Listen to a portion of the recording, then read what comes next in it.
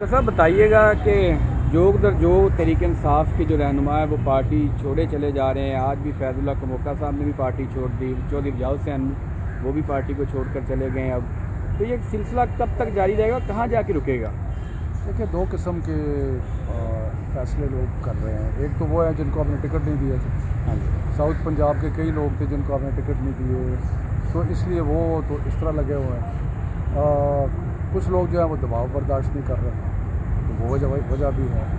تو دونوں وجوہات ہیں, اور شاید کوئی ایک آدھا ایسا ہو جو کہ نظریاتی طور پہ محسوس کرتا ہو, لیکن بیسک پوائنٹ جو ہے وہ دباؤ ہے, اور کچھ لوگ سیاسی طور پہ ایڈجسٹ ہی ہے. اچھا شیخو صاحب یہ بتائیے گا, جو پاکستان تحریک انصاف کی اپنی سینئر قیادت ہے جس میں بڑے بڑے نام آتے ہیں, ان لوگوں کے حوالے سے بھی چل رہا ہے کہ وہ پی ٹی آئی چھوڑنے کا جو ہے فیصلہ کر چکے ہیں اور آنے والے دنوں میں جو ہے اپنا بیان بھی جاری کر دیں گے. مجھے کوئی خبر نہیں, ایسا کچھ نہیں ہے. پریس کانفرنس کی ہے, اس میں انہوں نے کہا ہے کہ ہم پرویز الہی سے بھی کہیں گے کہ وہ بھی واپس ہمارے پاس آئے. مجھے اس کا میں نے ابھی پریس کانفرنس سنی نہیں, ہاں لیکن مجھے نہیں پتا. شفقت صاحب جو حالات چل رہے ہیں, جو کرائسس چل رہا ہے اس وقت موجودہ, کب تک آپ کو لگتا ہے کہ یہ چیزیں معاملہ سیٹل ڈاؤن ہو جائے, اور کیوں نہیں جو بڑے ہیں ملک کے وہ آئیں, تھوڑا سا معاملات بہتر ہو؟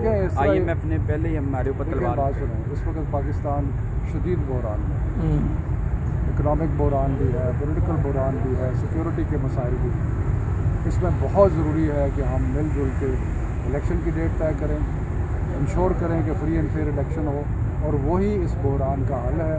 اس کے لیے تحریک انصاف گفتگو کرنے کے لیے. لاسٹ پہ یہ بتا دیں, آپ کی ابھی خان صاحب سے ملاقات ہوئی ہے, خان صاحب کیسے پرعزم ہیں, اور ان کے بھی چل رہا تھا, انہوں نے انٹرویو بھی دیا CNN کو کہ مجھے بھی اگر گرفتار کیا جاتا ہے تو کارکن جو ہیں مطمئن رہیں اور شور زیادہ جو ہے تشدد والا جو ہے احتجاج نہ کریں. صاحب نے ہمیشہ امن کی بات کی ہے اور ہمیشہ پرعزم رہے ہیں. اس لیے وہ جب کرکٹ کھیل رہے تھے, جب اس وانے سے ایک چیز قوم کو نظر آئی ہے کہ ان کے حوصلے ہمیشہ بلند ہیں. بہت شکریہ.